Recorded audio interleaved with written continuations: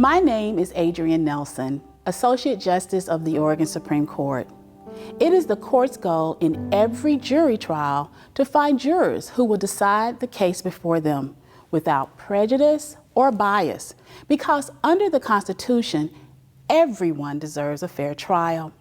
Today, I'd like to talk to you about unconscious bias and how to keep unconscious bias out of the courtroom. We are all familiar with conscious bias and have seen how overt bias can lead to intentional and harmful discrimination. Unconscious bias is different, and there are two important things to know about unconscious bias. First, everyone has unconscious bias.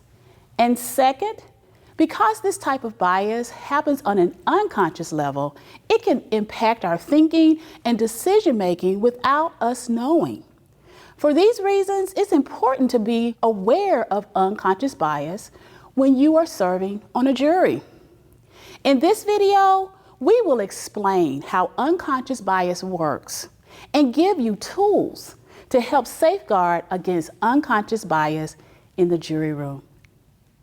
To understand unconscious bias, we need to learn a little bit about how our brains work. Our brains learn through association. They make quick, unconscious, and automatic associations in response to the world around us. I'm sure that when you walked into this room to sit down on your chair, you didn't spend a second thinking about that object you were going to sit on, because your brain has learned what a chair looks like and what you are to do with the chair.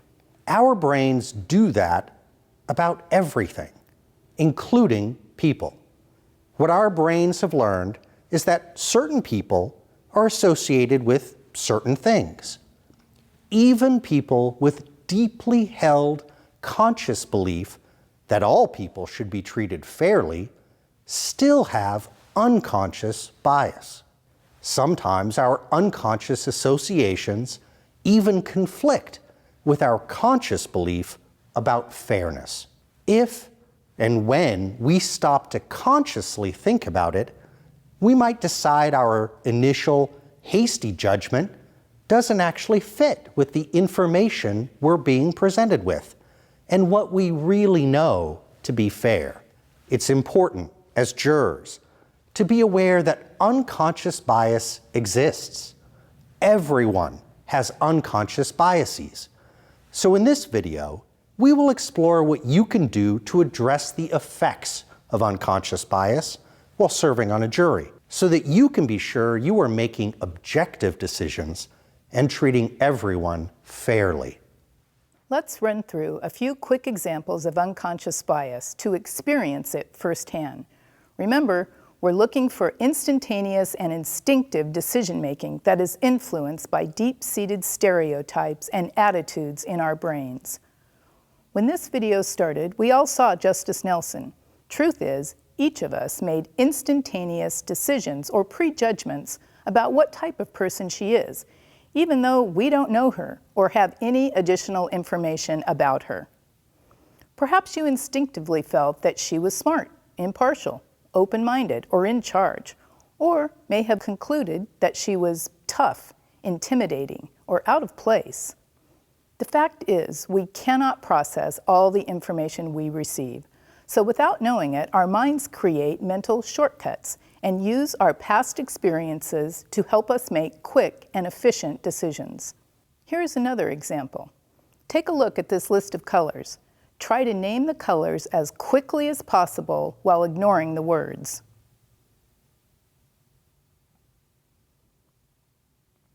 Now, do the same with this list. Name the colors, not the words. Well, it may take a little longer to identify the colors in the second list because we aren't relying on the shortcut of the word matching the color. Taking the extra time to take in and process more information is worth it because more data helps us make more accurate decisions. Considering all the information instead of making a decision based on the information that comes to mind most quickly can help us to avoid relying only on our preconceptions. The shortcuts our minds rely on can be really helpful in our day-to-day lives because they allow us to make good and efficient decisions based on past experience. But quick decisions and efficiency may come at a price. At times, getting things right requires time and careful deliberation. Some of the shortcuts that we use can have really negative consequences, causing us to unknowingly make unfair distinctions among individuals when everyone should be judged fairly. For example, although many people in the United States believe it's wrong to judge people by stereotypes based on things like age, race, or gender, studies have shown that we often react unconsciously to these differences to make decisions in our day-to-day lives. Here are a couple of examples. For a long time, orchestras were largely male, with almost no female musicians selected during auditions. Many orchestras changed the audition structure so that a screen concealed the identity and gender of the auditioning musician from the selection committee. This change drastically increased the number of female players in classical ensembles and demonstrated that there may have been an unconscious gender bias at work. Here is another example. When subjects of a study were presented with images of people who were able-bodied and people in a wheelchair or with a seeing eye dog in the workplace, researchers found that the subjects of the study made assumptions that the workers who were able-bodied were more productive at work. Understanding that you can be influenced by unconscious bias is an important first step in preventing it from tainting your decision-making during a trial.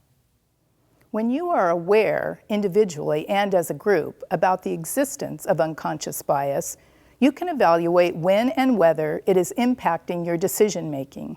You can also remember that unconscious bias acts as a sort of blinder.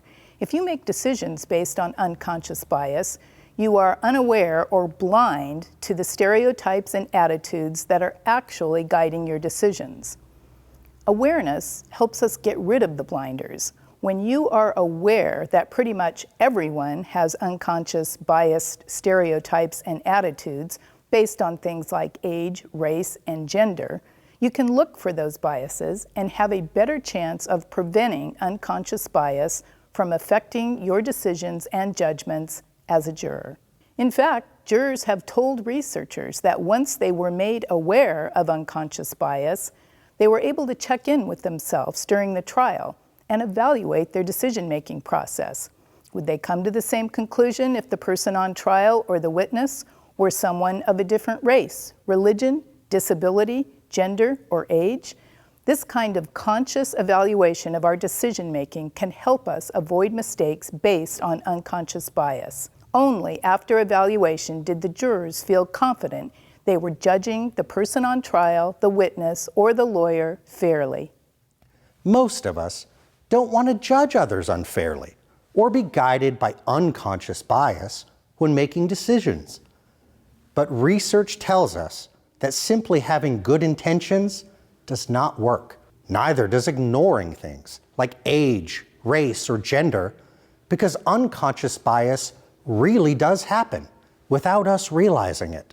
What studies have shown does work is the following. First, know that unconscious bias exists and occurs for all of us. Second, carefully examine our decisions and judgments as jurors.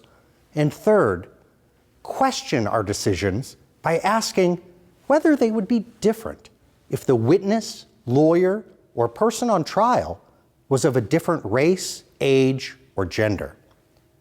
We can help prevent unconscious bias from affecting our judgments by taking the time to examine what's influencing our decisions. Making the effort can help us feel more confident that we're being careful and reaching appropriate conclusions. So don't hesitate to ask yourself about unconscious bias. At the end of the trial, during your deliberation, if you think unconscious bias has shaped your evaluation, I encourage you to think about the evidence again with this video in mind and to discuss it with your fellow jurors. The fact is, honest, intelligent, really good people are impacted by unconscious biases every day. The more aware of it we are, the better.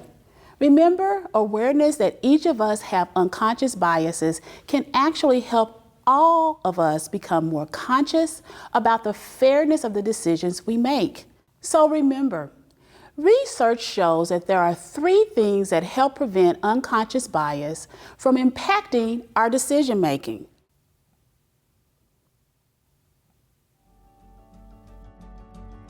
Thank you for taking the time to consider this issue. You are about to become part of the most important tradition in our justice system, the right to a trial by jury.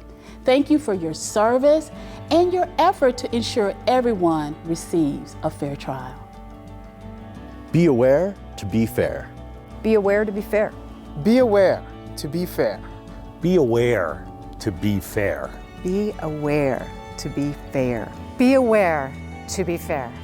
Be aware to be fair. Be aware to be fair.